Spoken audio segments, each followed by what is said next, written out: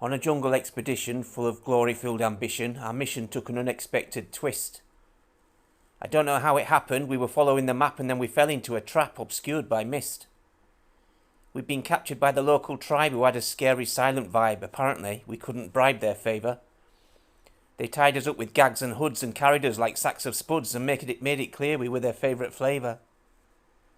Once in their camp, they sat us down and all their children gathered round to learn about the process of their food. The women were unwrapping us like new delivered packages until at last they left us in the nude.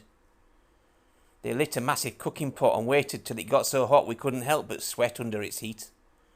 That's when they started licking us and tasting us and picking us to be the flavour of a savoury treat. The cooks kept mopping up our taste, no drop of sweat would go to waste. They worked for hours while we watched on in fear. We saw the tribesmen eating lunch and gagged at what we saw them munch, a human foot, an elbow and an ear.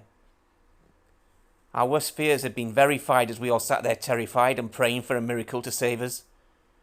Through our tears and hopeless cries we watched with horror and surprise at the severed human limbs they came and gave us. Although we had no appetite, they forced us all to take a bite, and so my mouth was filled with half a hand. Nearly gagging as I chewed it, took a while to taste the food, but when I did, I really couldn't understand.